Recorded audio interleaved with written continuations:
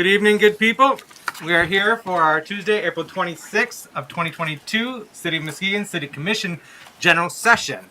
And we will be led in prayer, followed by Pledge of Allegiance, and then we'll go into honors, awards, and recognitions. Before that, though, just like to share, if you'd like to address the City Commission during a public comment period, whether at the beginning with regard to any items on the agenda or at the end for general comment, you may complete the comment form at the back of the room and submit it to our City Clerk, Ann Misch. On the form, please provide your name, home address, and the topic on which you'll be speaking. When it's your time to speak, I will acknowledge you, and you'll come to the podium, provide your name, and give your remarks, up to 3 minutes. Note, I will not share your home address publicly, nor will I ask you to announce your address before public comment. Throughout our commission meeting, let's maintain decorum and remain respectful of one another. Visitors to our meeting should refrain from making remarks from the audience, and instead are welcome to sign up to give public comment at the podium when called upon. So, if you would care to join us in prayer, led by Pastor Tolbert of New Hope Baptist Church, please stand and follow us with the Pledge of Allegiance. Pastor Tolbert. Thank you, Mayor. Let us bow our heads, please. Eternal God, our Father, we come before you now in the blessed name of Jesus, our Christ, our living Savior.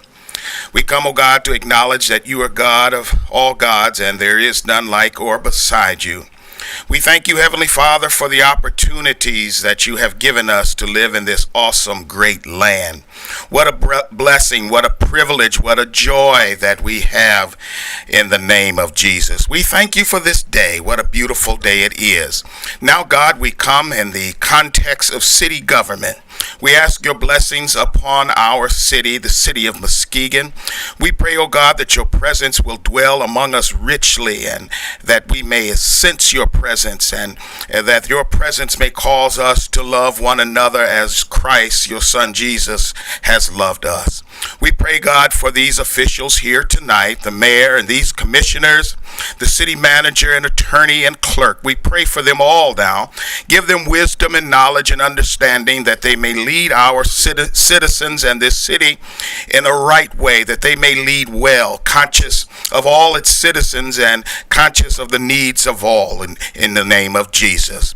We pray, God, for all of those across our country. We thank you for this beautiful land that we call America. We thank you for our freedoms. We thank you for all that we enjoy.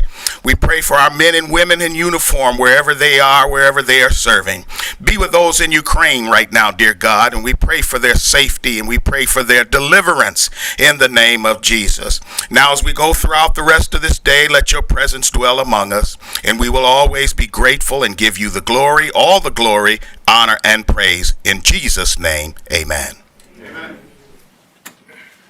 I pledge allegiance to the flag of the United States of America and to the republic for which it stands, one nation, under God, indivisible, with liberty and justice for all. Thank you, Reverend Talbert. All right, Madam Clerk, may we have roll call, please? Commissioner Hood? Here. Commissioner Ramsey? Here. Vice Mayor German? Here. Commissioner Gorman? Here. Commissioner Emery? Absent. Commissioner St. Clair? Here. Mayor Johnson? Here. Thank you. All right, we have a little recognition to do today for our women veterans who are joining us with Women Injured in Combat, WINC. You'd care to come up?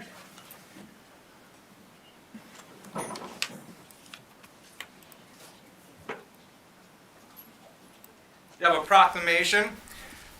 Whereas Muskegon, Michigan salutes and remembers the many American female veterans who have courageously and honorably served in the military on behalf of our nation. And whereas women have formerly been a part of the United States Armed Forces since the inception of the Army Nurse Corps in 1901, but have proudly served alongside and supported our nation's military since the American Revolution. And whereas with over 2 million of the veteran population being women, and 20% of today's military comprised of women, the women veteran community is the fastest growing subset of American veterans. And whereas on this day, we commemorate the women who fearlessly served our nation, and we honor our female veterans and their families for their remarkable service, sacrifice, and outstanding contributions to our nation.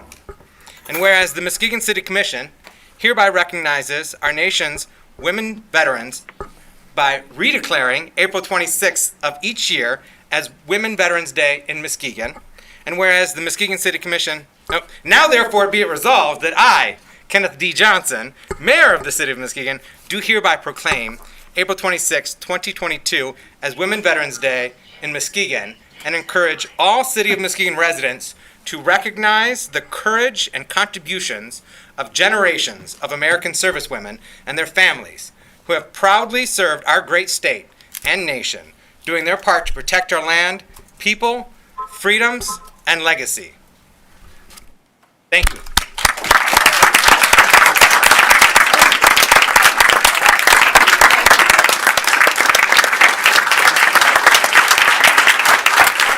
Yes. We have Zanetta Adams, founding member of WINC, Women Injured in Combat, as well as our state's director of Veterans Affairs. Yes. So thank you so much. This day is so important. So I want to thank Mayor Johnson and also the rest of the commissioners for this recognition. You may not know what this means, but when we talk about over 2 million strong and rising, I don't think people realize the number of women veterans that they're out there. So this is a way to raise awareness. And I will say that Muskegon was the first city in the state to actually have a Women Veterans Day back in 2018, and continuing that legacy, we're really appreciative of that. We have over 47,000 women veterans in the state of Michigan, and it's so exciting for me to be able to come to this group that I've been working with these women since 2014, and to see new faces. That means more women are recognizing that their service matters, that it's not just combat that sets you apart as a veteran, and I'm talking to any veteran here. It's not just combat. It is the fact that you served, you took the oath, you were willing to give your life. That is what makes you a veteran here. In my book, as the director of the Michigan Veterans Affairs Agency, I can say that. So thank you so much for what you do. Thank you for honoring our women veterans here in Muskegon and continue to lead. So thank you very much, and I honor our women here today.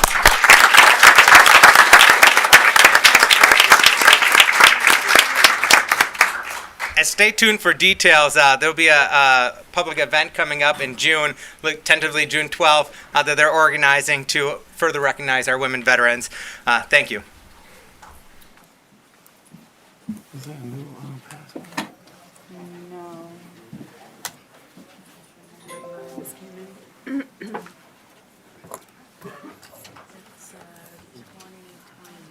Oh, 21. 2021? Yeah, 2021. It's one of those. Okay. All right, we have public comment on agenda items.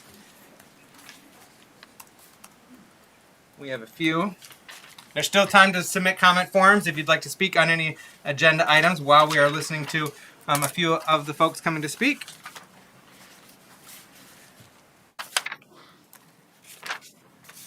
First up, we have Dan Achteroff wishing to speak on the stop signs at Lakeshore Drive and Franklin from our NIMS neighborhood. Welcome.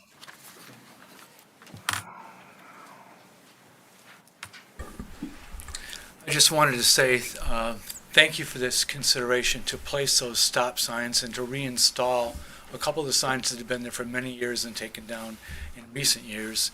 And in recent years, we've seen the traffic escalate because of the fact there are no signs between Western and Lakeshore Drive.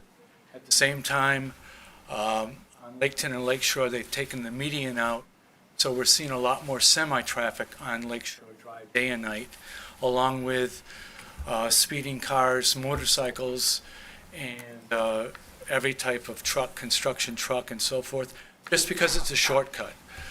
We just hope with this change that we'll be able to at least cut down traffic on Lakeshore, maybe bring it back to Laketon where it's been for years, where the road's been widened and it's a cement heavy-duty road. Lakeshore is deteriorating because of all the traffic. So that's all. There's just a lot of traffic, and we're appreciative of the city trying to make some changes to kind of keep it a neighborhood. So because the traffic kind of competes with people on bicycles, people jogging, people walking, people with their kids, and got cars So thank you very much. Thank you, Mr. Achterhoff. Next up on the same topic, we have Mr. Tom Lindrup, joining us from the Beechwood Bluffton neighborhood. I don't have to say anything, Dan said it all. Great. Tom Lundrup, I'm with the Muskegon County Bicycling Coalition, and I'm here to thank these folks for what they've done, the commission and the staff in the city. What you did with those stop signs is muchly appreciated. What you're doing at the connector for the Muskegon, also much appreciated, and it just helps an awful lot. And we're impressed with how the city of Muskegon and other cities in our county are exploring and experimenting with road diets and traffic calming measures, both of which are proven methods to save lives of motorists, cyclists, and pedestrians. MCBC looks forward to continue to assist the city with future projects, and on behalf of MCBC, thank you. That's it. Thank you, Mr. Lindrup. We have an Eddie Shepherd, downtown Muskegon. Is there Edrina here? No? All right. Maybe they stepped out for a minute. All right. Is there anyone else wishing to speak on an agenda item before we proceed? Seeing none, we shall continue. All right, commissioners, you've had an opportunity to review the consent agenda. Are there any items that you wish to have removed for separate consideration and vote? Item H.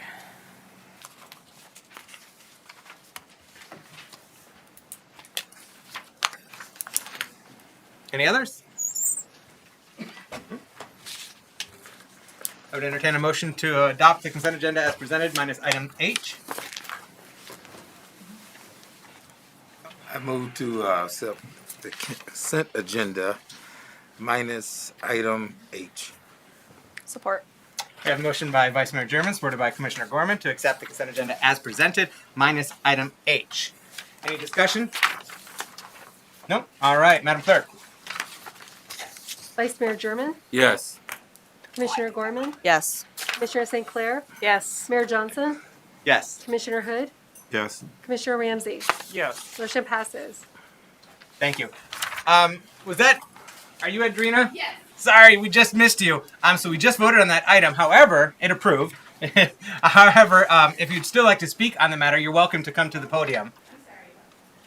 No worries.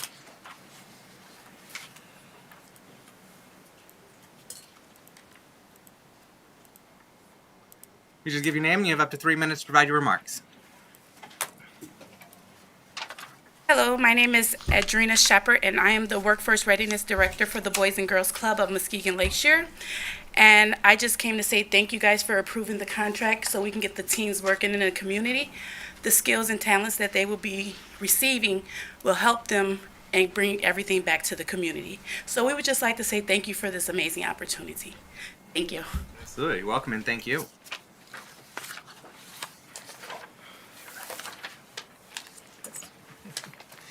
All right. Item H, Commissioner St. Clair. I move to approve traffic control orders 75-200, 2002, 76-2022, and 77-2022. Support. All right, we have a motion by Commissioner St. Clair, supported by Vice Mayor German, to approve traffic control orders number 75-2022, number 76-2022, and number 77-2022. Commissioner St. Clair and Deputy Director Fennerhide, you lead out on this? Thank you, Mayor. Thank you, Commissioners. As you heard in some of the public comment earlier, this is a request to approve the installation of 3 stop signs at 3 locations in Tim's neighborhood, and it is an attempt to reduce speeds, improve compliance through the neighborhood. Something that we're doing on a modestly temporary basis, although, as you've heard, we have received good feedback. Thank you.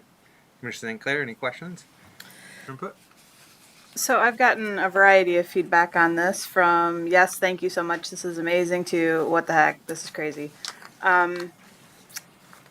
I am wondering what you mean by a modestly temporary basis. What does that mean? That was maybe a poor way to put it, but the intent of the project is to evaluate the installation of the stop signs. We don't really feel that the 90 days that staff has to put those stop signs in place is a long enough period to fully evaluate it. So that's the reason it's coming before you as a permanent installation.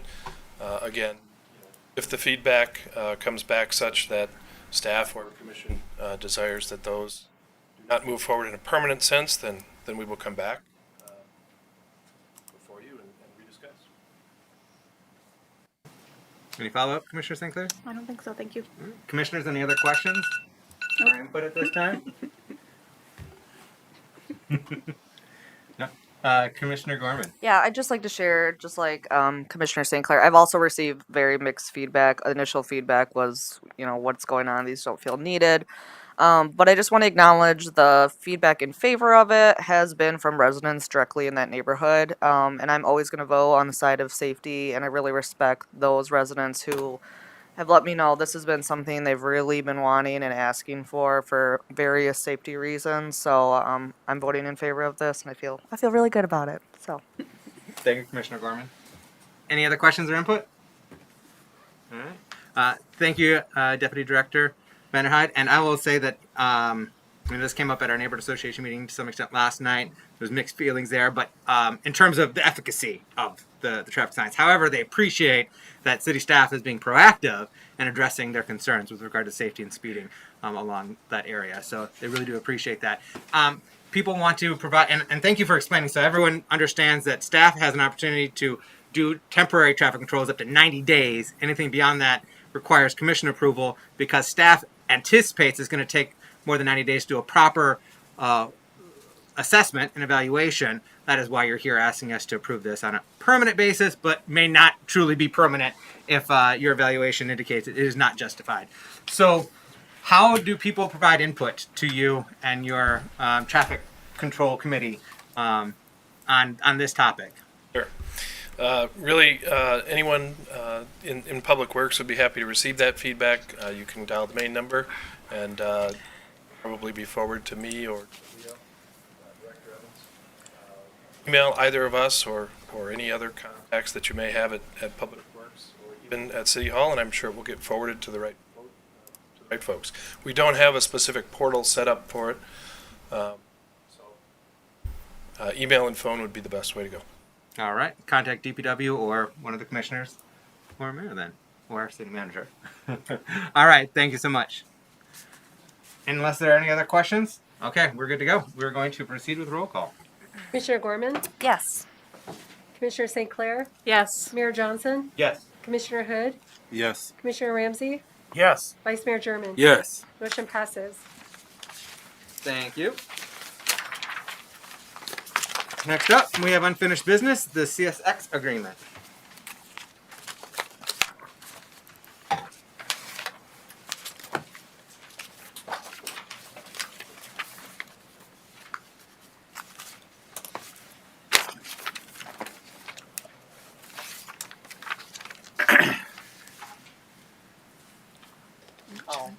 Sorry, I'll make a motion to authorize staff to proceed with the CSXT agreement. Support. All right, we have a motion by Commissioner Gorman, supported by Commissioner St. Clair to authorize staff to proceed with the CSXT agreement. Commissioner Gorman, any questions or input on this item at this time? No. Commissioner St. Clair, any questions or input on this item? No? Would you like to kind of bring us up to speed, Manager Mike Sell, in terms of this agreement and where we're at in the process? Sure. So the commission approved staff entering into an agreement with CSXT to purchase the railroad. This is the line that starts around Heritage Landing and heads west along the shoreline to about our JC's boat launch at the bottom of Cottage Grove Hill. And we had we're in the process of our due diligence period that is set to expire in early May. And so this is a little bit of a point of no return where if we continue forward with the process, we will not be able to get any money back that we have spent so far with CSXT. So after our due diligence period, we do have a memo from our attorney, and things are looking as we expected them to look. And so we're recommending that we proceed, continue forward with this process. Thank you. Commissioners, any questions or input on this item of the bill? Vice Mayor German. Yeah, there is a substantial amount due also, isn't it? Wasn't it about $40,000 or what was that about? Could you talk about that? Also? Sure. And the city attorney can correct me if I'm wrong. From what I understand, the $40,000 was agreed to previously when this item was in front of you.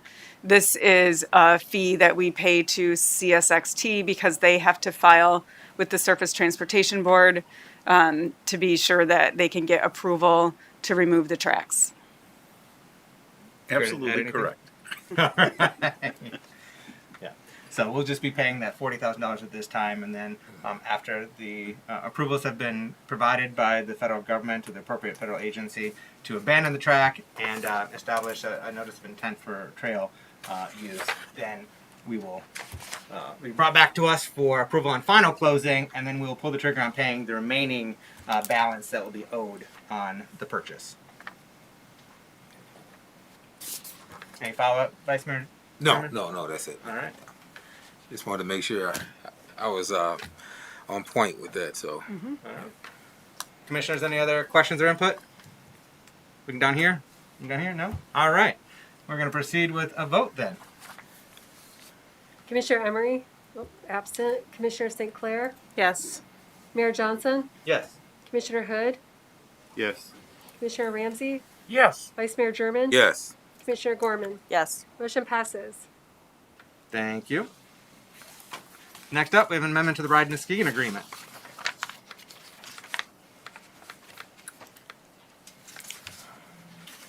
Oh, yes. Commissioner Hood. Oh. Do we need a motion for this? Yes. Yes, Oh, please. I move to approve the final exhibits in the operating agreement with Ride Muskegon LLC.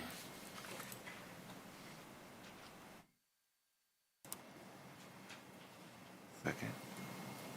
You have a second? Oh, I second. All right. Come on, wake up, commissioners. We have a motion by Commissioner Hood, supported by Commissioner Ramsey, to authorize or to approve the final exhibits in the operating agreement with Ride Muskegon LLC. Commissioner Hood.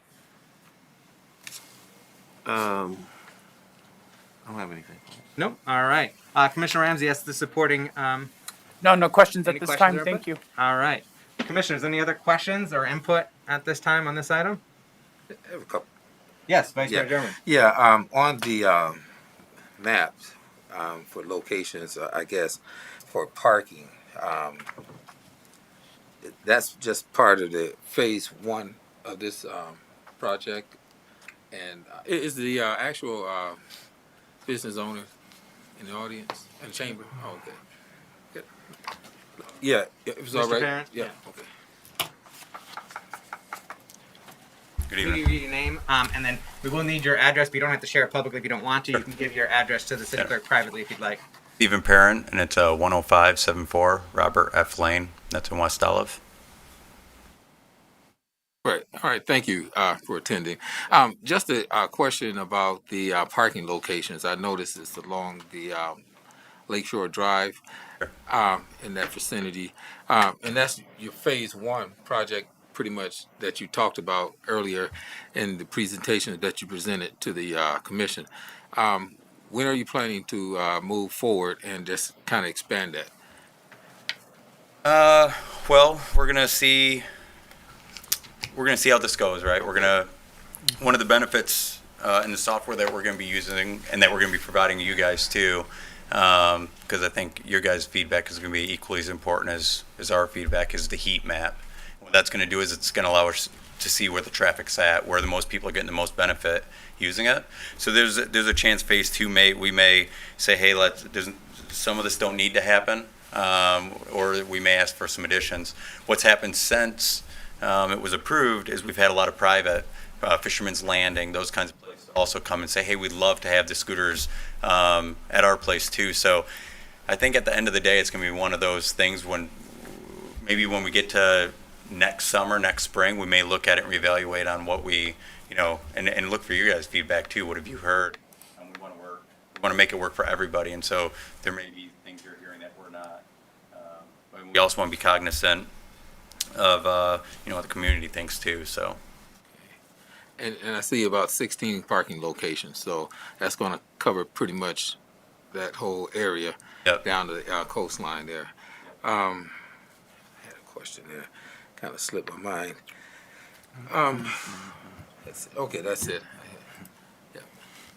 Any other commissioners? Any other questions for Mr. Parent? I don't have a question for Mr. Perrin specifically, but I did want to bring up, we've had some residents that I've talked to you about, Mayor, who have had some complaints with motorized vehicles on the Lakeshore Bike Trail. I don't have an issue with the e-scooters, but I just wonder if we could talk about clarity of why these are allowed and motorized modes of transportation that exceed an electronic scooter, why we're not, why those aren't allowed, I guess, on the trail.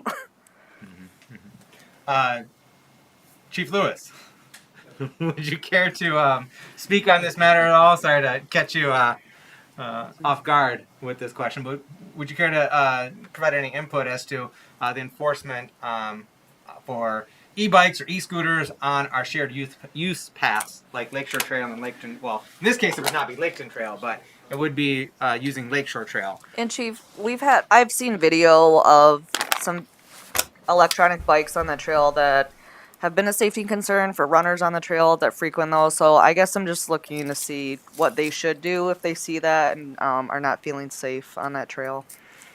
Well, they're new to Muskegon, but I've experienced them in many cities around the Midwest.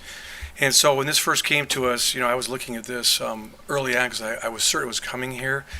And the bike trail is shared by, of course, bicycles, walkers, joggers, runners, you name it. And it also there are many bikes on there that actually have electric motors on there. And although we do sometimes get complaints, it's been working out very well. And these scooters, I anticipate them to be on the trail. And as I've seen them operate in Grand Rapids, it seems like on the city streets there's never really a problem because the rider itself is fully exposed. They really don't hit high speeds. You see them in our college towns. I don't really see a problem. If we do get complaints, we can enforce those complaints. I don't see us at this time being actively doing an enforcement plan unless it becomes a problem. So I would say we should sit back and see the behaviors, see how they fit in. But I have experienced them, of course, often. I have actually rode them, and I have not seen what I've sometimes heard. I'm sure that there are some complaints, but I think the riders and the walkers and the joggers can all share those hard surface. Thank you. Commissioner St. Clair? I don't have questions. I just have comment.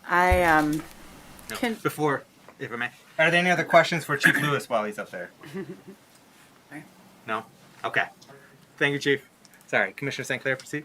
I continue to have concerns about this agreement. I'm concerned about the saturation of so many parking spaces for them.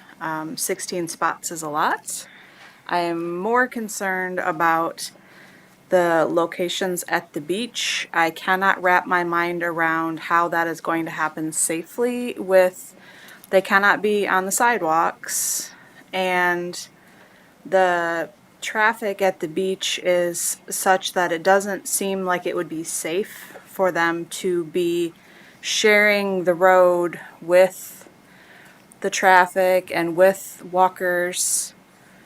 And where are you going to take it on the beach? Are they expecting to go from the beach to downtown? And how are you going to get there? Is it going to be on the bike path, which maybe is legal, maybe isn't legal? Or are they going to be in the road? So I don't envision that being a good scenario to have the locations at the beach, and that continues to be a concern for me. As far as I understand, that was one of the ideas, is this is a way to provide some transportation between downtown and the beach without requiring people to be in their cars. That's something that we've been talking about for a while. We used to have the trolley that would do that, and we don't have that anymore. I think there's an expectation that there will be quite a number of people, especially tourists, that will use these as transportation between those two hubs. So using the bike trail. Likely, but they could be on the road. Okay. Any follow-up, Commissioner Sinclair? Chief Lewis Right. has got his finger up though. Oh, Chief Lewis.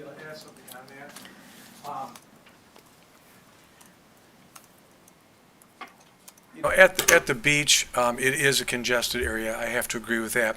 But the DPW has done a fantastic job in now putting a actual bike lane on that roadway, where before they would have to be in the travel portion of the roadway, which is allowed, but it could be dangerous.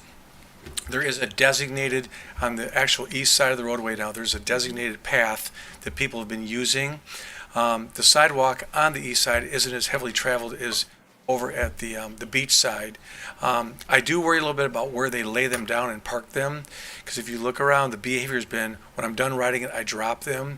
So that's something at the beach we can really encourage people, putting them where the designated areas are. We really have to work on that, or they'll just drop them in the sidewalk. But once again, I think that they'll be able to basically work with the traffic and the other foot and bicycle traffic out there, simply because I've watched that behavior. And with the addition of that bike lane, I think it's going to help, is they come out there, they can actually be on the road and not be in the travel portion of the roadway. Thank you. Thank you, But Chief. we'll see. We'll see over the next 3 months.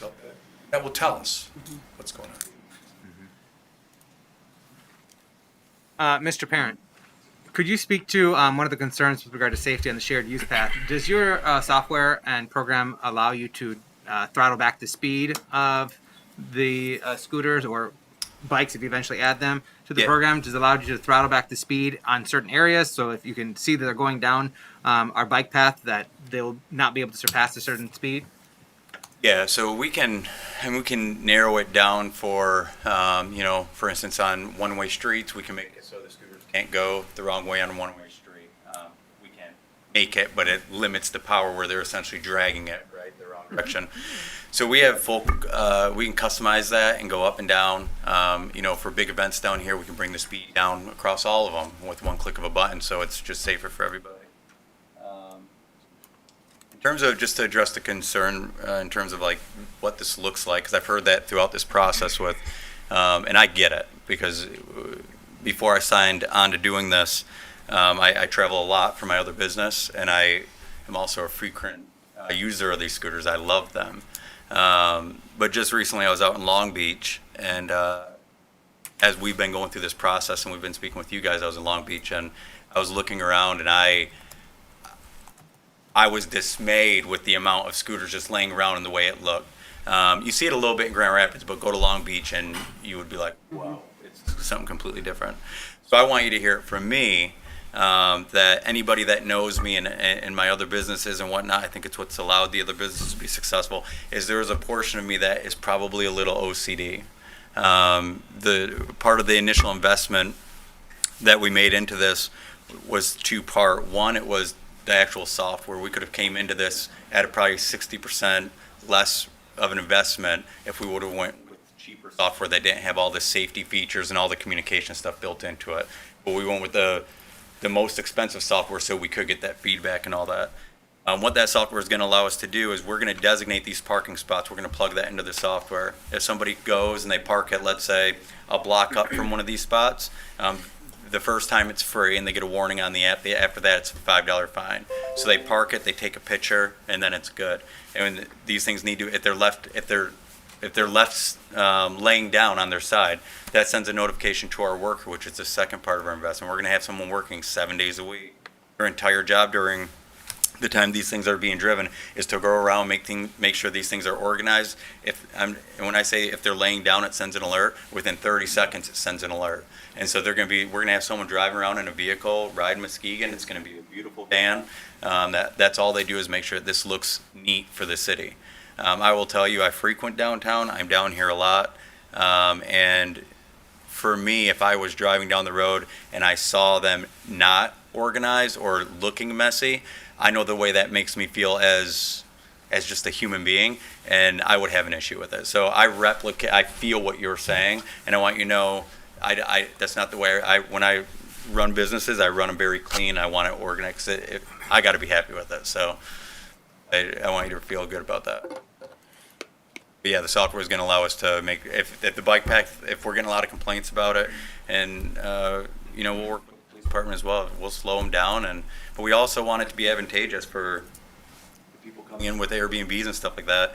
Some people come in, they come from the airport. We just met people this past weekend, come from the airport, and they get not a rental car, but Uber out here to see Muskegon. They don't have a car to get to the beach if they're staying downtown, or likewise back downtown if they're staying at the beach. And this is giving them the ability to do this, and that's really what it was meant to do, is give everyone the ability to see more of Muskegon with less work. All right, thank you, Mr. Parent. Will you either through your app or through the stations where they're docked, help inform users that they're prohibited on sidewalks or something like that, so that we don't have that potential for collision with pedestrians and these scooters on the sidewalks? Yeah, so we're going to work through when a user launches the app, it's going to walk through them. It's going to say, hey, you're required to wear a helmet. They're supposed to take a picture with the helmet, right? But it also says, no sidewalks allowed. Now, when we talk about the heat map, this goes back to the investment with that app. One of the cool features and what sold me on it is if you guys say, hey, no sidewalk downtown, we go, okay. And so 98% of the people are doing the right thing and riding on the road, and 2% of them are hitting the sidewalk. But that 2%, people start seeing them do it. So that 2 becomes 4, and within 12 weeks, we had 13% up there. That heat map's going to start showing that. And we can literally, like I was talking about the one way, make it so the sidewalks are inoperable at all. So now they're dragging them on the sidewalk. We don't want to jump to that. We want to assume positive intent with everybody, right? We don't want people, first impression is to get on these scooters and be like, well, what can we do on these things? And it's going to be learned. Some people, we've been on scooters. A lot of people here have been on scooters, but a lot of people haven't. So it's going to be, give them time to learn and give them time to do the right thing. Most people do the right thing. It's the few that don't. Hopefully we can fix it, but I don't want to punish everybody for it. Mm-hmm. But again, we will if we need to. So. Thank you, Mr. Parent. I'm really intrigued by that software and the what can be done with that data. And we have a lot of. It's pretty incredible. If you go down to Cincinnati and watch stuff we use, if there's an emergency, or like when President Trump came and visited the city, they hit a button and everything shuts right down. They can't. It's with a push of a button. So we're able to do that. We're big events, 5 mile an hour instead of 14 over the cases. So we'll work with you guys on that. All right, thank you, Commissioners. Any other questions for Mr. Parent at this time? No. Any other questions for staff or otherwise input on this item? No. All right. So I see great value in this type of service of just improving mobility. I think that's much needed in our city, particularly downtown, as well as interconnecting our downtown with our Lakeside and our Pure Marquette. I would like to see these essentially extended into Jackson Hill as well in Marquette and get to the community college, help improve mobility options across our city. I will say that I do have similar concerns as Commissioner St. Clair with regard to Pure Marquette. I do appreciate that we do have a designated bike lane there on street now. I do have concerns, though, with the stations being in close proximity to the sidewalk, that the natural inclination is for people to ride on the sidewalk there. And it's already congested on those sidewalks, and the traffic in that area is heavily congested as well. So I do have concerns with regard to those locations. Very much in support of piloting this. I did have a little bit of reservation, as I think I expressed previously, about the term of this going through the end of next year before we could even consider terminating it. The reason being is I'd like to personally would have preferred just to pilot out this summer, work out the kinks, and at least we have that leverage, so to speak, of saying, well, we're going to terminate if we can't work out the kinks. But I do appreciate hearing from Mr. Parent tonight, though, that you are eager to get this right and you're eager to be a good partner with the city on making this happen. So I appreciate that and I trust that. And so we will be working together on working out some of those kinks and receiving that feedback and input. On a final note, and this is probably what's going to inform my vote more than anything, and it's not a judgment on the program and nor is it a judgment on the company itself. It's just a matter of a principle for me on this, in that we learned earlier this year that our former manager had solicited this service to be done, and reached out to just a couple people, yourselves, after reaching out to a couple of the big companies out of Grand Rapids, but no solicitation or effort was made to reach out to any of our local operators in the same realm. And so that was a little disconcerting to me, and it didn't feel the most fair or equitable process for me. And so I just have to, on principle, convey my misgiving with that so that our colleagues at City Hall understand at least where I'm coming from with this, and that I think when the city wants a service to happen or a program to happen, then we should be making sure that we're communicating that and that we are soliciting proposals from anybody and everybody. And one way to do that is a request for proposal that's done publicly, and there's a open and transparent process for that. Again, that's no judgment on your company, Mr. Parent. This is a great opportunity, and I appreciate you and your colleagues investing to make this opportunity happen, not only for yourself, for our city. So again, there is no judgment whatsoever on you or your company. So just on principle, that's why I'll be voting no, and trust, though, that you'll be a good partner and work out the kinks of this program as we go forward. And it's something that we can all be proud of, and that will be benefiting our city for years to come, not just the first term. So, can I answer the RFP things? I've been wanting to do that for the last couple of days. I think it's just the transparency here. One of the, I get that, like the RFP piece, right? I deal with government contracts and police departments every single day of my life, and RFPs allow all of us to have that fair playing field. I sell police dogs, so this is what I do, and I sell dogs to the government, Department of Defense, and there's bigger guys out there than me, right? So the RFP process allows us to all have a fair playing field, and I understand that. And it was never obviously our intention or understanding that wasn't our intent, right? This is going to be a good process. But it's worth knowing that since beginning the process, we chose Muskegon because this is where we are. This is where we hang out. This is our place. Terry and I come to enjoy our weekends with our families. And since we started the process here, we've had the Saugatuck, the Grand Haven, Traverse City, and all these other cities reaching out to us. And from our learning process here, we're trying to avoid some of the stuff. So we're saying, well, you may want to do the thing is all these other cities too have reached out to the Birds and the other companies, RFPs. Traverse City just sent their second one out in a row for the second year in a row, and they can't get a phone call or an email back. And I'm curious about that because, well, these big companies that are making millions of dollars doing it don't want a part of it. Do I want a part of it, right? Or do they know something I don't know? And the reality is for them, they are not looking at connecting Muskegon to the lakeshore and to Lakeside. They're looking at how long is it going to take, and this is I'm being very transparent with you because I've had the conversation with the contact for Bird and Grand Rapids. How long is it going to take for us to get the return on the investment? Mm-hmm. That's exactly the answer they'll give you. When you talk to Terry and I, and this isn't just for the microphone and for the cameras and you guys, when we talk about connecting Muskegon, that's the benefit. That's what we were trying to do. We're not trying to. I'll be very transparent and tell you that if we occupy 75% of our scooters this season, 75%, and all of them get ridden most of the day, it's going to take 3 years for me to recoup the money that I put into it already. We're not doing it for the money. Ultimately, we believe as Muskegon grows, there's a benefit. I'm a business guy, but at the same time, knowing that we're doing this and helping, quite frankly, some people who may not have vehicles now be able to get to the beach, and that's what we're doing. And dealing with the local company, one of the reasons I think you're benefiting with this is going back to the mess, right? The scooters. One of the reasons Long Beach has such a mess is if you want to talk to somebody, you got to call up to San Francisco. They don't have, their person is in a phone call away that can drive 10 minutes.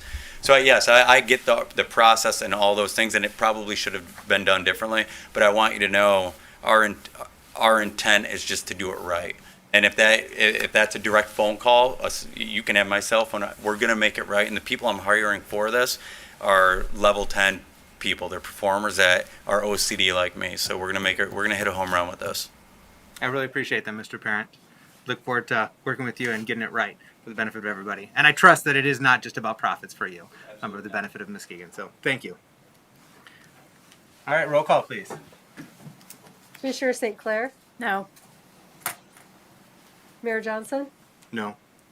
Commissioner Hood, Yes.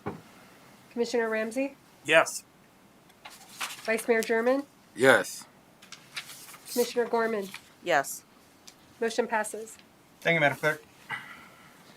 All right, next up, we have Experience Consumption Events. Did I get the name right? Do you pronounce the T or is the T silent in that? The T is not silent. Experavit. Okay. I didn't know we were going by the French language or not with the T silent. All right. Experavit. And so that we may proceed, Commissioners, can we get a motion? Yes, I would like to motion to authorize the clerk to sign both attestations and approve the events contingent upon a meeting and approval with special event staff. Support. All right, we have a motion by Commissioner Ramsey, supported by Commissioner Hood, to authorize the clerk to sign both attestations and approve the events contingent upon a meeting and approval with special event staff. So we have Mrs. Aroney joining us tonight. Welcome. We have our first two cannabis consumption events applied for Marshfield and the Arena. I did make a typo. I just noticed that Marshfield, they are requesting meeting September 24th and 25th. So my apologies there. And then August 20th at the Arena. We had a wonderful meeting today with the event planners and city staff, with the fire department, police department, clerk's department, inspections all involved in reviewing the site plans and potential areas for different parts of the event. So I'd like to invite Michael and James up with me, and they can introduce themselves, and we'll field any questions you may have. Thank you. Mr. Webster, Mr. Tolbert, if you give your names and address, if you so care to share your address publicly, Sure. Otherwise we'll just need it privately shared with our clerk. Sure. Michael Webster, founder and managing member of Experavit LLC. And our address is 6725 Daly Road, Suite 251033. That's in West Bloomfield, Michigan, 48322. Thank you. So before I begin, I just want to take the opportunity to thank the commission. We had really substantive conversations over the past few weeks, and Vice Mayor German, Commissioner St. Clair, certainly the mayor, accessibility, the availability was outstanding. We do not witness this in other municipalities. The pain point is dealing with the municipality. So your openness, your transparency, your availability is something that, no matter the outcome of this matter, was a learning experience, and we appreciate the time and the opportunity to speak to you. So as Ms. Aroney mentioned, we are a licensed cannabis event planner company here in Michigan, and petitioning for our events, the Arena and Marshfield. And I had some prepared remarks that I wanted to share, but I thought we submitted a substantive, comprehensive proposal that might answer most of your questions. And I wanted to make more of a human connection with this opportunity and be able to field any questions organically. We did enjoy an amazing site visit this morning with members of the city. I want to thank Captain Andrew Rush, who's here, who joined us. Fire Marshal Steve Hammond, who I don't believe is here, but certainly Ms. Aroney, who has been phenomenal. She has really transformed our vision of how this process should work. Again, in dealing with other municipalities that have not consented for consumption events, it is quite a struggle to communicate. And I believe one of the commissioners at the last meeting, when the matter came before you, with regard to naysayers and those who were not in favor of the motion, it was a lack of information, and that we needed to just fill that void with information. And I think particularly we're talking about alcohol and the presence of alcohol and cannabis. So just a little bit about our company. We envision our product is the Cannabis Event 2.0. We believe the Cannabis Event 1.0 is corralling 5,000 folks into a fairgrounds, playing some music, and folks combust. We do not believe that that is what municipalities should be getting behind. I think that's a sort of a smash and grab cash opportunity for the planner. What we are interested in is actually partnering not only with the municipality, but with local operators, dispensaries, cultivators, and we see ourselves as part of the infrastructure. We believe that comparable to if a grocery store was being built, that the commission has an obligation to build a road to provide access. And we see ourselves, the consumption event planners, as that access, that road. It gives an opportunity for existing operators to get out into the field to meet their customers where they are and to expand, in some cases, take their operations mobile. So we believe that there's tremendous opportunity for growth. And of course, there's the revenue drive opportunity. We believe that we can inspire revenue not just for cannabis operators, not just for ourselves, but for the municipality at large. Folks coming into town for a consumption event are not just coming to our event, they're coming to local eateries, they're using local gas stations, hotels, so we feel like it's a win-win for everyone. We are, first and foremost, a compliance and mitigation risk company, a cannabis company second. It doesn't matter how much fun our events are, if there are issues, deviation from the regulations, failure on our part, that is what will be remembered. That was what we will be associated with. So we are interested in being of good service to the space. This is obviously a sector that you all have behind and passed and commissioned. So we feel like building out and serving and furthering that effort is something that we would make a good partner. So we enjoyed a good site walk this morning, again, with folks from the fire department, from the police force, from the city, and special events. We feel like we covered pretty much all contingencies and mitigation issues, but we stand at the ready to answer any questions. Please know that safety, security, and well-being are top of agenda for us. Again, anything short, doesn't matter how much fun, how much good reputation we enjoy throughout the state for a fun consumption event, if we're not servicing the needs on both ends of the spectrum, then we have failed to do our job. So we boast a great team. I have my COO, Mr. James Tolbert here, who is the former chief of police in Flint, former deputy chief in Detroit. He has led many, many large-scale events, Super Bowl, other large festivals in Detroit. So we have the capability, we have the capacity, we have the team to execute an event in a safe, functional, healthy way. And we are just looking forward to the opportunity. And ultimately, our effort is about partnership and stewardship. We want to be a good partner, not only to the municipality, but to existing operators, and we want to be an even better steward of the opportunity. We know this is new, uncharted territory, and we want to be responsible in helping to build this space out in a way that serves the interests of everyone. Muskegon, again, we are a data-driven company, and the data, a lot of which we included in the proposal, the data suggests that there are 40 million cannabis tourists, for lack of a better term, within a 5-hour drive of Muskegon. Muskegon is strategically located and situated to be at the forefront of the consumption event space, and we appreciate the opportunity to petition to be part of that. So any questions, we look forward to answering them. Thank you, Mr. Webster. Commissioners, any questions this time? Commissioner Ramsey. Yeah, I actually don't have any questions for Mr. Webster, but thank you so much for getting up and sharing. Sure. You spoke very eloquently and passionately about what is about to happen here in my neighborhood that I can see from my house in one of these situations. So, where's the camera? I voted yes for this. And I would actually like to talk to Jackie from DPW about the things leading up to this event and how we get to further engage our neighbors, specifically my neighbors, and the people in this neighborhood so that they know who to reach out to, who to have questions with, how to discuss. Jackie, what are we going to do at the event itself? What is it going to look like? Are there going to be big, tall gates? Will there be tarps hiding everything? What's going on? Because we've all seen a beer tent, and we seem to be okay with those in our parks. But this is creating some real concern with our neighbors, and I just want to help to iron some of that out. Sure. Marshfield and the arena obviously look very different. Yes. So to start with the arena first, since that will be the first event on August 29th. Most of it will be contained within the arena.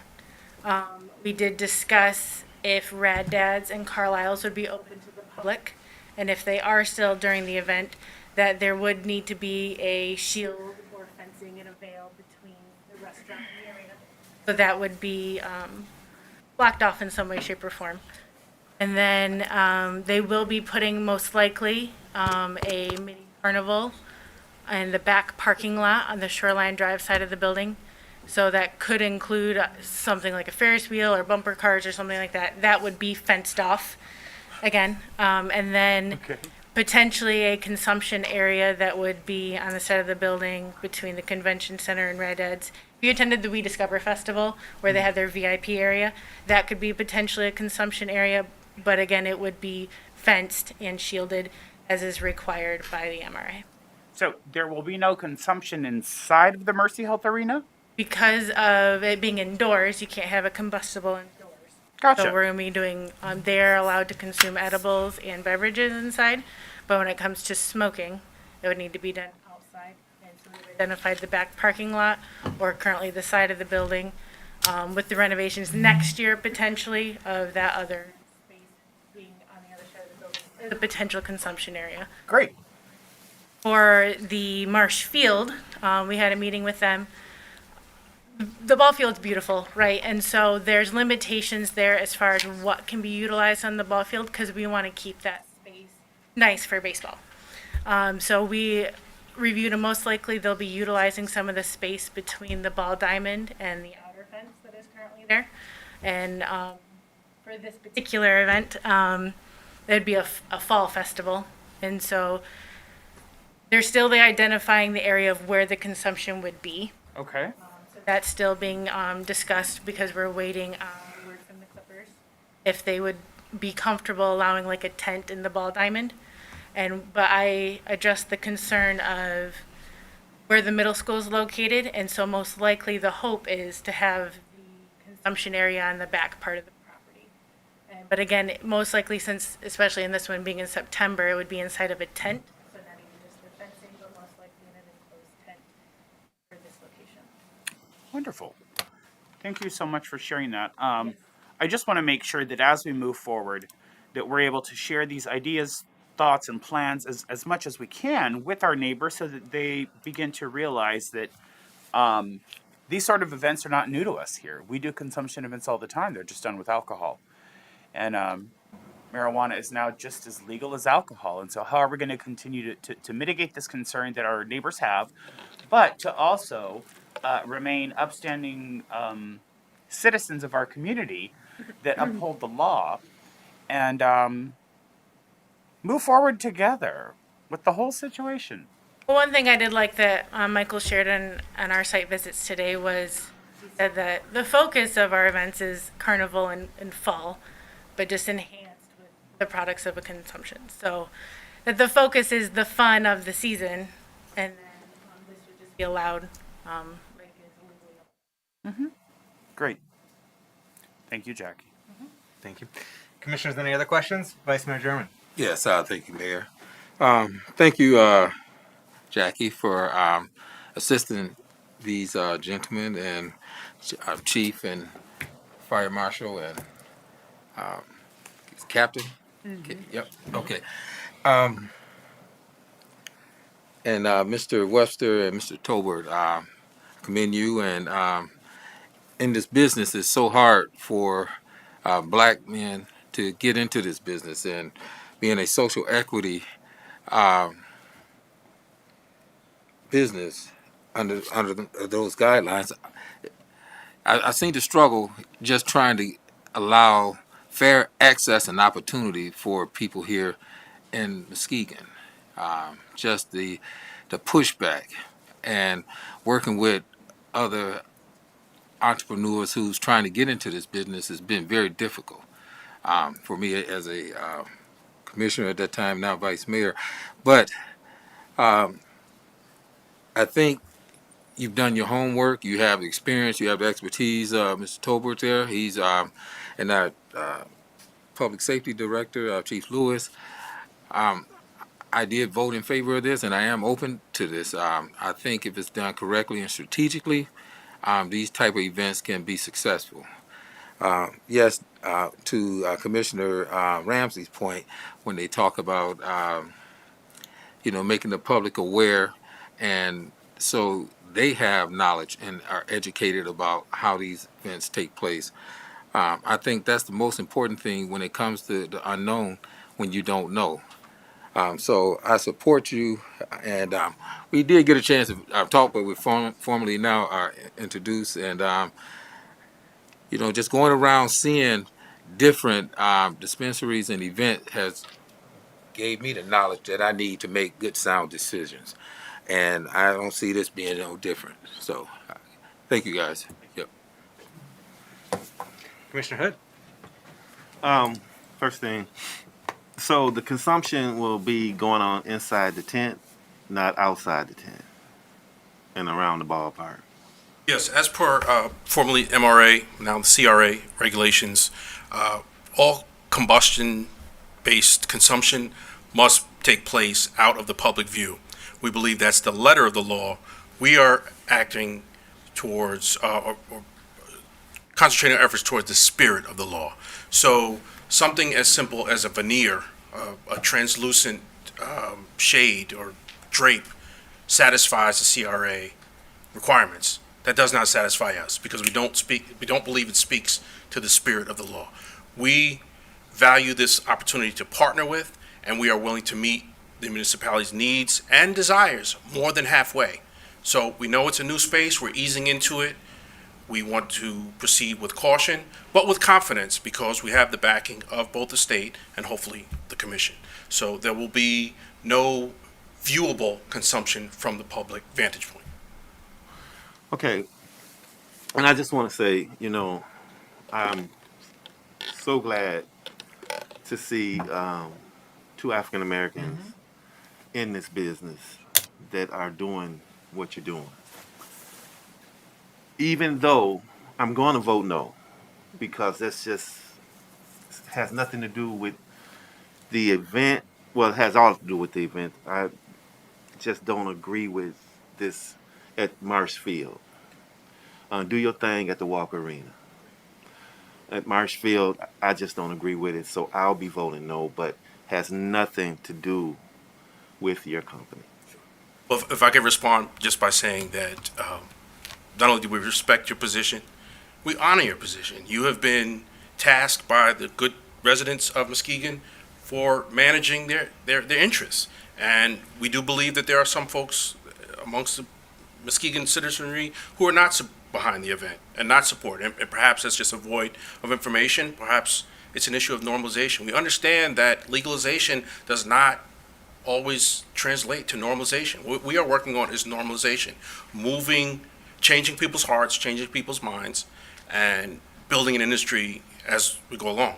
But we have the utmost respect for the fact that you listen to us. That's all that we ask. And as far as operating as African American and minority equity operators, we appreciate you recognizing that it, like in most sectors, it's, there are institutional barriers, but a municipality like Muskegon has lowered so many of those barriers that I can honestly say that that hasn't been one of our pressing concerns. The accessibility, the availability of folks like Jackie and City Clerk Meisch and others have opened this process to us and given us the opportunity. The substantive conversations that I had with the mayor started with the proposition for the event, and where we ended up was plans for an extended or protracted expungement campaign. Not an event, not a clinic, but a campaign, something where we can allow folks who have been adversely affected by previous cannabis laws to access expungement opportunities, but from there, go beyond, wraparound services, follow-up services, shepherding, as Vice Mayor German talked about, getting folks into the industry who want to. We'd like to be that subject matter expert. We'd like to be a liaison. We'd like to be a resource for Muskegon to build out in those other directions. So we certainly respect your position. I'm the son of a preacher, grandson of a preacher, so I get it. But above all, I'm just appreciative that you afforded us this opportunity. There are many municipalities that I go into, I can't even get a meeting. I can't get a phone call. This has been, I won't call it rolling out the red carpet, but it's tantamount to that. To be able to get the mayor to take a meeting, to get Commissioner St. Clair to get back to me for an hour Zoom on a Saturday morning. Unheard of in other municipalities. Other municipalities are not, the commissioners and city council members are not operating on the weekends. Certainly not for cannabis. So to be able to enjoy that and to have you, Commissioner Hood, listen to us, and not just wait for us to finish talking, but I believe that you listen to us. And I tuned into the last hearing when you actually passed the initiative for the arena, and I thought your questions, your comments, your concerns were thoughtful, and I thought they were responded to in a thoughtful way. And I think the way you all are functioning, particularly on the topic of cannabis, sets an example for how other municipalities in Michigan should be operating. I don't think there's anything within the confines of the law that should be off the table in terms of discussing. So I understand and I appreciate the opportunity. Thank you. Thank you, Mr. Webster. Commissioner Hood, would you, because I know your concerns about the two, Marsh versus Arena, would you prefer those to be separated like we did previously, so you couldn't vote in the affirmative in one and the other, or is it not that big of a deal? I mean, it'll go the same way it went before. Yeah. I just wondered if you wanted to be affirmative, if So you it wanted to won't be on matter. the record. I just wanted to be respectful of you, and if you wanted to be on the record as being in favor of the arena and and not on Marsh Field, rather than just vote no on both events. I just wanted to defer to you and what your preference would be. No, we can just do the one. All right. Yeah. I appreciate it. Thank you. Commissioner St. Clair. Thank you. I really appreciate the investment and energy that you have put into this process and into this work that you're doing. I think that there is a great deal of good that can be done and a great deal of harm that can be undone with some really thoughtful moving forward. I have mentioned this before, but in Michigan, marijuana consumption is legal recreationally. It was passed by a pretty solid majority of citizens. In Muskegon, we have made the choice to be a marijuana-friendly community, and I believe that involves whatever opportunities are available to the community members and to the entrepreneurs who are trying to make a good living at this. I understand the concerns, and I've gotten feedback about people's concerns about consumption events. I will again say that you can go to a Clippers game and get a beer in full sight of anybody driving by. That does not have to be shielded. We are not worried about the children being exposed to it. And I believe that statistics show that alcohol is, in many cases, much more of a dangerous substance than marijuana. I think that there is a long history of stigmatizing marijuana and marijuana consumption, and I would like to be part of the process of undoing some of that stigma. I think that we have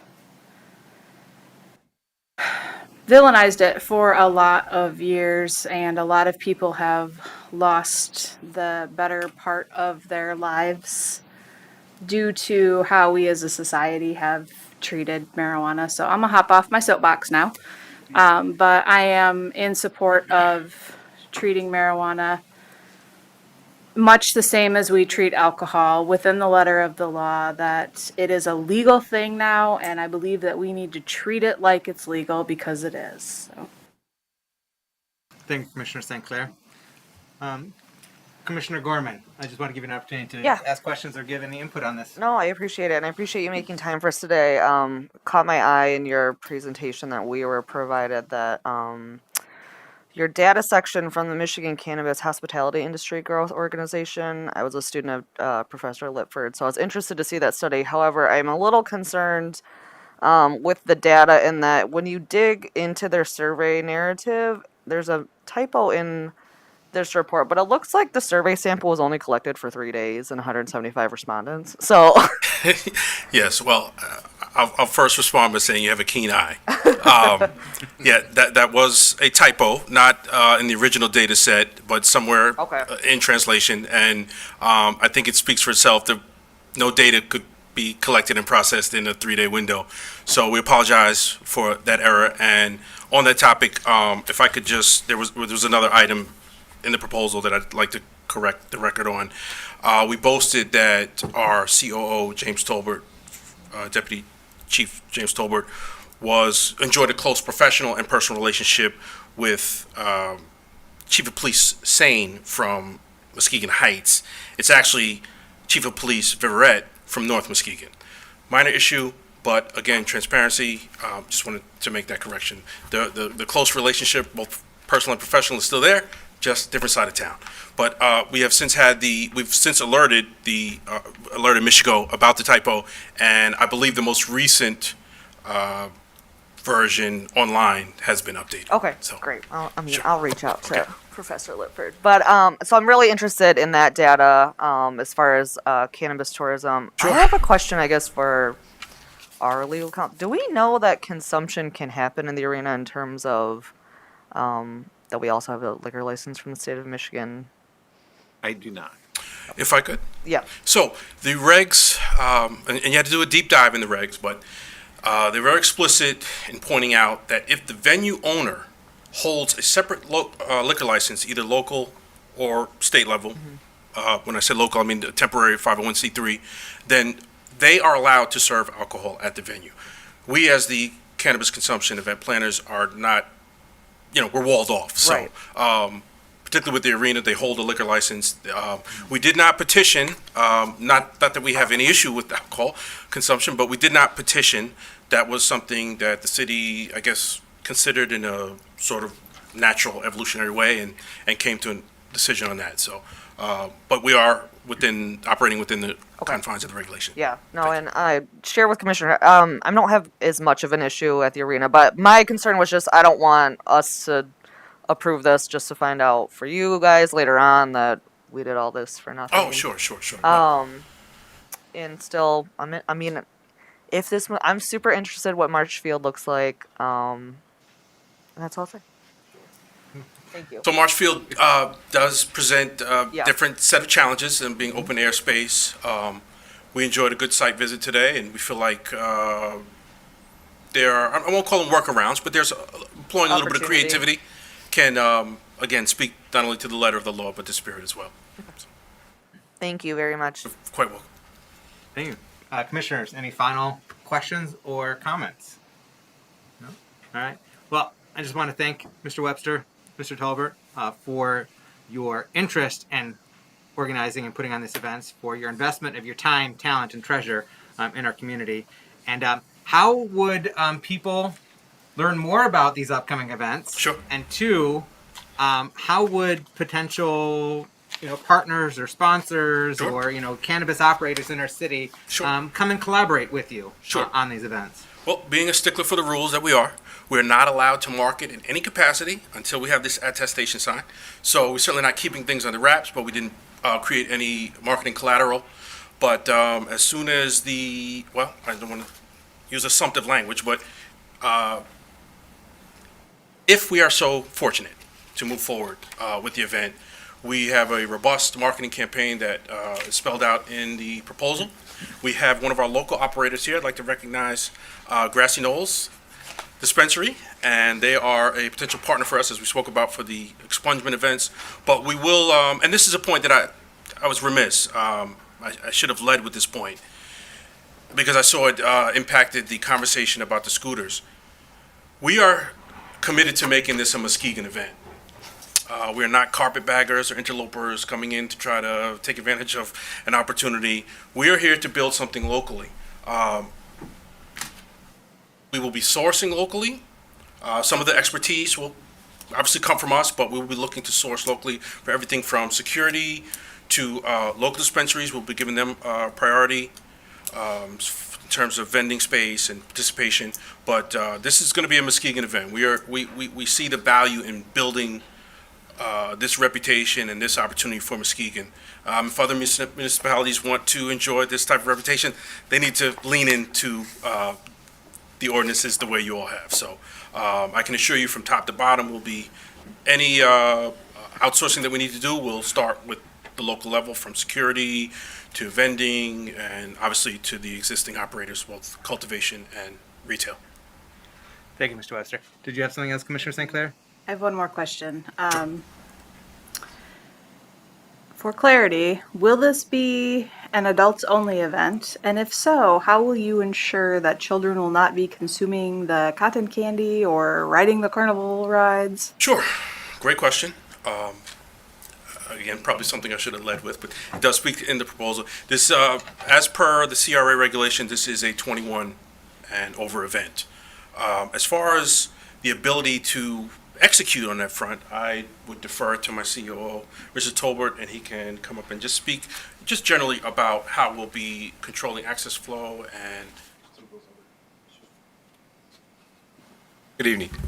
Good evening. Thanks for having us. Just real quick, we've had conversations with the PD, and obviously for various reasons, we will use local security. We'll use different security measures, scanners for ID to make sure we're getting proper ID. We'll use all the latest technologies. Obviously, no one under the age of 21 will be even on premises. And we will have a system of identifying people who are supposed to be on the premises, and it's just going to be very safe in that regard. Obviously, we don't want to give out all the information, but there's a lot of technology out there where we can guarantee we are sure that the people on the premises are the people that are supposed to be on the premises. Thank you. Any follow-up, Commissioner St. Clair? Any other? All right. Thank you again, Mr. Tolbert. Thank you, Mr. Webster. Thank you, Mrs. Ernie. So yeah, we will go to roll call, but I look forward to your events. I look forward to you setting the example of how to put on these events and do it mindfully and in collaboration with not only municipalities, but with our cannabis industry. And I'm particularly excited about working with you on pursuing expungement activities for our community. So thank you. Certainly. Just want to follow up on that, because I think the sexy part of it is the consumption event. The real work is, as Commissioner St. Clair pointed out, addressing the harm and instituting repair. So we are working on the expungement campaign. We're partnering with the Dwayne Morris law firm. They're a international law firm who has a pro bono group that is exclusively dedicated to expungement. There are a couple offices here. I've had substantive conversations with them. They're sort of creating a template for us on how to execute a campaign that would involve those follow-up and wraparound services. So we're really excited about that, and we would like to work that not only into some of the events that our local operators, particularly Pastor Knoll, is putting on, but our event as well. So we're on it. Thrilling. All right. Thank you. All right, roll call, please. Mayor Johnson? Yes. Commissioner Hood? No. Commissioner Ramsey? Yes. Vice Mayor German? Yes. Commissioner Gorman? Yes. Commissioner St. Clair? Yes. Motion passes. Thank you. Next up, we have Downtown Muskegon, and congrats on that approval, sirs. Next up, we have our Downtown Muskegon Social District Plan and map amendments with fee restructure. More sexy stuff. May I have a motion, Commissioners? So we may proceed. Yes, Vice Mayor German. Yes, I move to approve the amendments, Muskegon Downtown Social District Plan and MAP, a resolution on the same, and adjust the fees for the Lakeside Social District and Downtown District northeast of Terry Street. Support. All right, we have a motion by Vice Mayor German, supported by Commissioner Gorman, to approve an amended Muskegon Downtown Social District Plan and Map, a resolution of the same, and adjust fees for the Lakeside Social District and the Downtown District northeast of Terrace Street. We have Mr. Alexander leading out on this, but before that, I just want to let people know, or remind people know, because we're about to go into public comment here in a short while. So if you do have any public comment, we have comment forms at the back of the room. Please fill those out and give those to our city clerk and Mish. Mr. Alexander.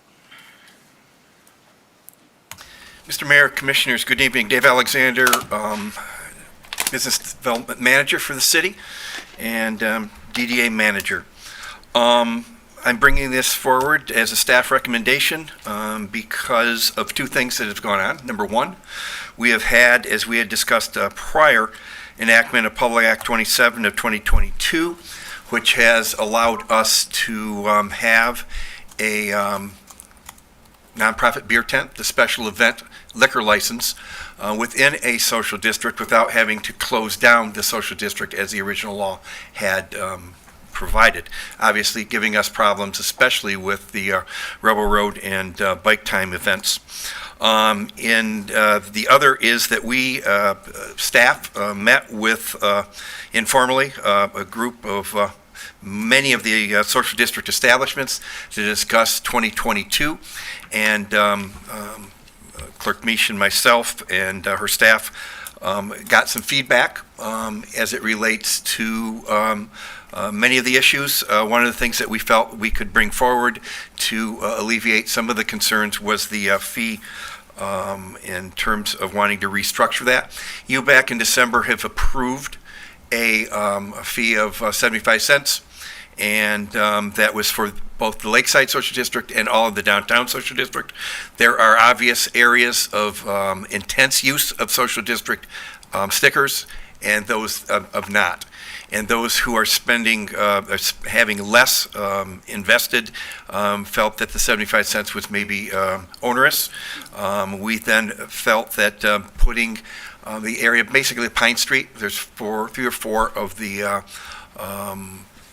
establishments in that area, which is to the northeast of Terrace Street, and then also the entire Lakeside District, that if their first 1,000 were at 25 cents stickers, which is what the price was last year, most all of those will use less than 20 or less than 1,000. For those over that, they will then go back up to 75 cents. So that was a cost structure break that we would like to suggest to you. As it relates to the change of the law of Public Act 27, we intentionally kept Hackley Park out of the social district back last time that you initially approved this back in 2020. With the pandemic, and it's been that way since we had it in operation since August of that year. What it allows us to do would be to continue to have the events with a special liquor license and not affect the social district in Hackley Park, i.e. the Taste of Muskegon, Party in the Park, and Polish Festival and others. What we now are suggesting to you, because of the requests that we've received from vendors, establishments, and people who are working those events, is that we would put the park into the social district, allowing for people to go in with a beverage and food out of our downtown and enjoy it in the park most all days, evenings, throughout the year. But for those special events such as Taste, Party in the Park, and the rest, we would be able to have a beer tent in there, having all the beer and alcohol being served within the park, stay in the park, as it always have had to, and none of the social district drinks going into the park. And that would need to be established with the Muskegon Police Department that type of a enforcement is being strongly put in place through security and of the event. And that will be up to the event, special liquor license event holders to have that in place for their events. And then the social district would continue on. So most of us use the same security firm, and that had worked well last year as we had to keep the drinks, again, out of the Hackley Park as for Lakeshore Art Festival and Taste and the others. We would continue to use those probably same security operations to have that enforced. Those are the two. There's one other, a Port City CIO Building Association. If you remember, you took that out back in April 2021 so that they could have a special event and not close down the special event or it close down the social district. Now we can put them back into it. They can apply as they have always in the past, and we can continue on, especially as they use it for the Rebel Road event. So with that, there's two things. You may want to vote on them separately, but we're bringing them up in terms of the map and the plan, which has put the CIO Hall back in and Hackley Park. Puts that in for the first time. And then the other is the adjustments that we are suggesting to you on the fees, which is not needed to be done with the LLC, but that would be our own internal policy. So that comes both from the law and from our meeting with the social district establishments, and I'm here to answer questions if you'd like. Thank you, Mr. Alexander. Commissioner, do you have any questions? Commissioner Gorman. Thank you, Mr. Alexander. I just have a request that you might already be ahead of, but just as we're all holding our breath ahead of this event season, I'm wondering if, specifically during the summer months, if the social district establishments could get just a monthly rundown of here's cups sold, services from those sales, what paid for, as events continue on, just for transparency and understanding for them as far as what the social district infrastructure for events is supporting, so they're clear on those costs that are being covered. We had a lengthy discussion with, led by Joel Camp from Pigeon Hill, and there was Clerk Misch, probably 20 people, representing a good majority of the social district establishments. They have a advisory group that we'll be meeting with on a monthly basis that Joel has put together. Number one. Number two, the social district budget has no direct costs supporting special events. Okay? None. That would be city managers and your decision to go forward with that. Right now, we are paying for signage. We're paying for security. A major part we're paying for sanitation and cleanup. And then also for the other one would be the private security. And we've boosted that up about threefold. And that totally is about $119,000 budget. None of that, and that comes to $111,000. So there's very little money left for anything else. This is all based on estimates of what we expect to have this summer. So yes, that will, the special events have been excluded. I know it was a sore point, but it was also something that was really needed as we were trying to pull back from the pandemic and COVID to have our events going forward without the nonprofits supporting them. So we've had several of the nonprofits back away, and the city has stepped into those breaches, both with Taste and with the Lakeshore Art Festival. So understand it. We will be meeting with them, and right now there is no intention on our part to spend any money on special events downtown. Okay. That helps. Thank you. Just before I go to Commissioner Ramsey, Vice Mayor German. Yes, thank you, Mr. Alexander. Just one question. I heard you mention about when it's here about when we approved the social district and made the amendments. Did I hear you correctly when you said we're looking to make Hackley Park part of Correct. this? That is the major change. Permanently, right? Permanently in the plan. Mhm. It could be drawn out at some other time if it's not working right, but right now, it's staff recommendation that that would be advisable to allow people to use the park in that way. Many other central parks, and I would point to Petoskey as being one, have their central parks in a social district. And how would that be set up? When we talk about using that park, I guess, have vendors and everything. No, we're not. This is just getting a social district drink from one of the establishments within the downtown district and being able to walk that beverage into that park and have it probably with your meal or with a couple of beverages with friends around a picnic table. Okay. Very low key. That is not events. If when the events come up, that's when most all of them are being supported, except for Lakeshore Art Festival, being supported by nonprofit special event liquor licenses, beer tents, and that would be shut down to social district drinks going in. Okay, thank you for clarifying that. Thank you. I might mention then the one plan element that was requested that staff is not going forward with in suggesting to you right now is to put a hold on the concept of taking the district, expanding across north side of Shoreline Drive, especially at 3rd and 4th Street. There are establishments up there that would like us to do that, but I think with the Shoreline Drive study that is coming forward to you in May, that's something we don't want to do this year, that we would maybe engage with next year.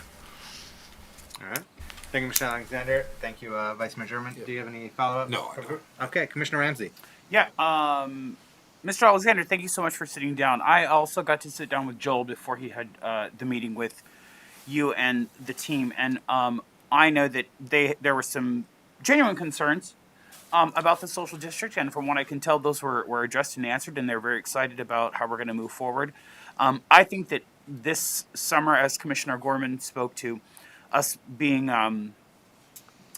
nearly through the mitigation of what COVID has made our beautiful lakeshore look like as far as summer events go, will provide us with an opportunity to have a more solid understanding of the finances and support that are required for things like a social district, especially one of this size. And so I'm excited to see the numbers that come out of there so that we can be better stewards of those dollars and utilize them to the most benefit for our neighbors and community, including our small businesses. I'm very excited about this Hackley Park thing. I'm super stoked about the fact that we can all get along, get together. We can still do fundraisers and support our local small nonprofits and get all of that. I know that it was only a matter of time before you could do it, and you did. So thank you so much for your work around that. I will say Rebel Road is the one that we had the most difficulty with. Rebel Road, this year's planning will look like it did in 19 and prior years. So it will be pre-COVID in terms of how it will appear and operate, both in terms of their finances, their special liquor licenses, and they've already been working with Andy and us at the clerk's office and with downtown to make that happen. And they engaged us very early this year, so that was good. Commissioner St. Clair, do you have anything on this item? All right. Thank you, Mr. Alexander. I'm thrilled that the state law has been updated so that our social districts can play nicely with a special event liquor licenses so that particularly our Rebel Road can function on Rebel Road on Western Avenue. And that was supported by all 3 state legislators from Muskegon County. Yes, that is wonderful. Rebel Road will be able to return. Now, with regard to the CIO hall that we had taken out just so that they could actually do their special event. They do their special event. They're gonna check the box that says they're in a social district, and then they would just make sure that there is somebody on the doors to make sure that the drinks are staying within their operation for the special event license, and no social district drinks are going in. What I'm wondering though is outside of the special event liquor license when they have it for Rebel Road, because they use it as a charity event to support Rebel Road. Outside of that time frame, when there's no active special event liquor license, drinks from the social district may be brought into the CIO hall. Correct? That's up to them. But That legally, it's not prohibited because I would have to check if there is if they do not have a alcohol business. That would be, I would see that as being no different than some of the retail shops that are allowing it in, or the hair salons or barber shops that are allowing it in. Is that your understanding, legal counsel? That's my As long understanding. as there's no active license? Right. Okay. They can That's my revoke them understanding. if they wish. Okay. Gotcha. Just want to make sure that we're not unintentionally encumbering the sale hall by putting them back in our district. Yes. But that would be their option. Yes. As it is for any other business, non-alcoholic business operating in the social district. Yep. Just want to preserve their options. All right. Thank you, Mr. Alexander. Commissioner Hood, do you have any questions or input on this item? No. All right. Thank you. And yeah, thanks for adding Hackley Park. I think that's going to be a nice addition as well. Can I just want to clarify for our friends from Rebel World? We've heard it a couple times. They were difficult to work with. They had some unique challenges in the beginning that we all worked through together. That's And we are on the same page going Correct. into 2022. Yes. Thank you. Thank you, Commissioner Gorman. All right, roll call. Commissioner Hood, Yes. Commissioner Ramsey, Yes. Vice Mayor German, Yes. Commissioner Gorman, Yes. Commissioner St. Clair, Yes. Mayor Johnson. Yes. Motion passes. Thank you. All right, we have any other business? Commissioners? Vice Mayor German. Yeah. Yeah, this has to do with an email that was sent to the city from staff members at Muskegon Public Schools, particularly the Oakview Elementary. And I sent an email to a city manager, and the mayor, and I think Leo Evans, director, about the park in Sheldon Park. And they asked me to come out to just listen to the elementary students. And these students, what they did, they had letters, and they presented those to me because they had concerns about the safety of Sheldon Park.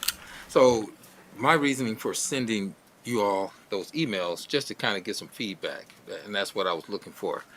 The concerns were they just felt the park, needed improvement. So I don't know how, the city is looking to, work on that park. Because their concerns, they saw Reese Park being, having, new playgrounds, and they was concerned about that. So I decided to say, well, hey, I listened to the students, and these are kids because they don't have a voice, so somebody has to be a voice for them. So that's the main reason why I sent that information to you all. I guess my question would be, where are we with working, with additional parks? Because I know there was funding designated for those other parks. Is there anything in the plans for upcoming this year that could assist with that park? Well, we're in the budget process right now. We had Mhm. meetings all day long today, and we have meetings all day long tomorrow. So I would expect that when we meet with DPW folks tomorrow, that they will be talking about what their plans are for the coming year for any projects at parks. I know that they have a capital improvement plan. If Dan's got something he can share. Okay. Sure, Vice Mayor, just wanted to reiterate a lot of what Interim Manager Mike Sell said, that we're in the budget process now, so that, that question is sort of being answered as we speak. If you want to see the capital improvement plan that we have, it's part of the 5-year Parks and Recreation plan that was before you, I believe, either 2 meetings or 3 meetings ago. That has a portion of that lists out capital improvements over the next 5 years. And as Interim Manager Mike Sell said, we will be examining that over the next couple of days. We've got a new park supervisor who just came on 7 days ago, and he's got a lot of great ideas from the state parks, and so we'll be looking at those things. And if there's anything specific that that student group or you yourself or anyone else involved would like to suggest, we'd certainly like to hear that and consider it as part of the process. Well, thank you, because they did. They put together a list. They did a presentation. It was really nice, but it was part of their civics group program, and I just thought that was so nice to have students at that age, talk about civics and learn the process of speaking to elected officials and government. So I will get that information. Who should I send that to? City manager? Is it in the email that you've already sent? Part of it is. Those Okay. are photos, but they have the actual pictures of the conditions and that they would like to see fixed in that park. Yeah, it's probably best to get those to Yeah, DPW. yeah. So Could you just follow up? Yeah, because I did get your original email that had photos of the classroom, but Yeah. I didn't see any particulars about the concerns or issues that it had with the park. So if you could just Yeah, and I did reply to make that a note same of that, email yeah. thread with the additional particulars and any photos they may have shared, that'd be welcome. Yeah, and they're excited. You know, they got a chance to, have someone look at their concern and listen to them. So, thank you. Yeah, wonderful. Thank you, Vice Mayor German, for going to our Oakview Elementary. That's the school I attended as a youth, so thank you for going there and meeting with those students and hearing from them. I'll be at Moon Elementary tomorrow, also for social studies program for second and third graders, so I wonder what I'll hear then, and had a great time. Well, it's no longer Steel, but I still call it Steel. I was at Steel last week in a science class, actually with your granddaughter, Commissioner Hood. She was a very impressive and delightful young woman. All right. Do we have any other items for any other business? No? All right. This will be... Oh, he's gone. He's on the way back? Oh, he'll step back. Well, we'll wait. Public comment. We've got a couple public comments. We've got a Randy Vander... Well, Wait. Vander Wait. Or Wheat. White. Oh, okay. So that's another one. Okay. I'm the chief dependent. All right. Miss Ann Vandermullen. Neighboring from Roosevelt Park. Welcome. You just give your name, and you have up to 3 minutes with remarks. Ann Vandermullen. Since I was here last time I spoke about violence against women and children. I've had some women reach out to me about a lot of concerns throughout Muskegon County. So I've shared those, but tonight I want to talk about, I would like a prayer in Hackley Park against child abuse and pedophilia to happen. And so I am trying to get that organized. I talked to Commissioner Charles, Nash. I'm off my game tonight. County Commissioner. And he told me to get in touch with a lot of the pastors in town. And so I'm going to do that. In the meantime, I just thought if any pastors hear this tonight, if they could get in touch with me through you guys. I do have email as well. It's annvander0802@gmail.com. I just want people to reach out to their communities, to their churches. I don't want any money.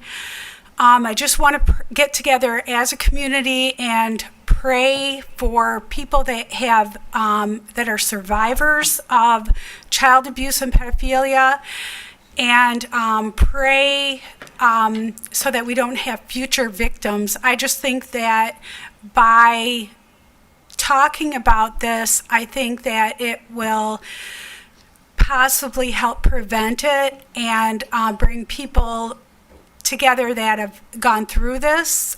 So I guess right now I have to talk to the Boys and Girls Club, the Child Abuse Council yet. So I have to talk to different organizations. But if anybody that hears this, if they want to get involved, I would like pastors, anybody, to get in touch with me, if they could get in touch with you guys. And one of these days in Hackley Park, like I said, I think that people that have been abused, we could pray for them and pray against future abuse. So that's all I want to say. Thank you. Thank you, Ms. Vandermullen. Yeah. Mr. Randy Vender. White. Yes, From our Randy McLaughlin neighborhood. Welcome. Randy Vanderwhite, 1577 Clinton Street. And on the comment card I put down, I wanted to speak about hiring a city manager. As we all know, there's been a lot in the news lately about police relations with the community. And I know this is our last week for our chief. And then also I know that our interim city manager is in the process of hiring a public safety director because we had an individual turn down that offer. So I wanted to read something I wrote and posted a couple weekends ago. Well, it happened a couple weekends ago. And on a couple different occasions over the weekend, a group of boys were playing catch with a football in the parking lot across the street from our house. On Sunday afternoon, as I sat in my living room, I saw that they were in the parking lot again. A little later, I headed upstairs for an Sunday afternoon nap, and as I looked out my bedroom window, I saw a police vehicle parked in the very spot where the boys had been playing catch. In spite of the fact that I know Muskegon's Director of Public Safety by first name and vice versa, that I serve as the president of the McLaughlin Neighborhood Association and have come to know by first name and vice versa the various community officers assigned to the McLaughlin neighborhood over the years, and in spite of the fact that I also know other Muskegon police officers by name and vice versa, my first thought was, why did that officer park in the very spot where those boys were playing? I try to align myself with the principalities and powers that be, but not too closely so that I can speak up when I feel the need to do so. However, in this case, I had to check myself. Because as I looked out my bedroom window in the other direction, I saw the officer with football in hand and two of the four boys lined up, waiting to hear him say the word, "Hike!" So, officer, whose name I hope to learn in the near future, please accept my apologies for judging you so quickly. And thank you. Thank you for not just being a patrol officer, but being an officer who is willing to get to know the residents, especially the youth of the city of Muskegon. Thank you for living out the words on your Muskegon police patch by showing, quote, integrity, courtesy, service, end quote, on that Sunday afternoon to those boys and to me. Officer question mark, I look forward to learning you by first name and vice versa. So, thank you for allowing your officers to do that, for that modeling. And as you look for a new public safety director, I hope that one of the things that guides that office is a desire to get to know the residents of the city of Muskegon. Thank you. You're here.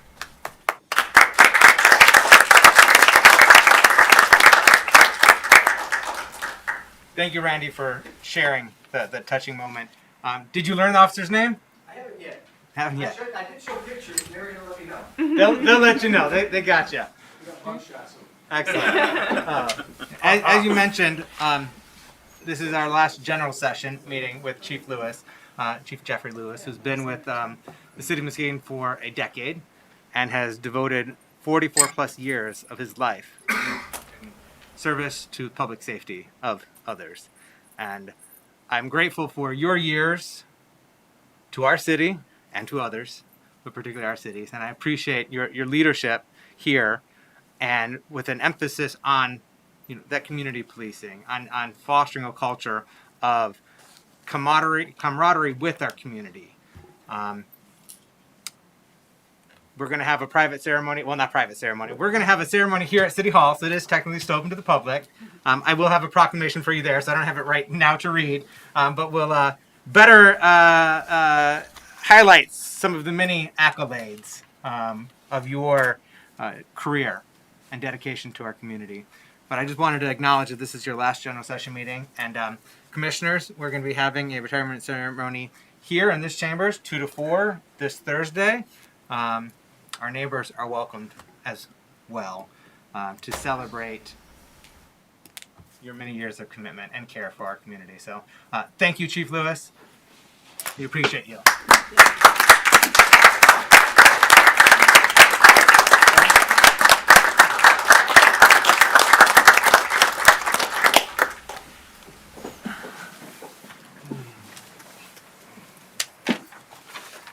So if there's nothing else, we'll take a motion to adjourn.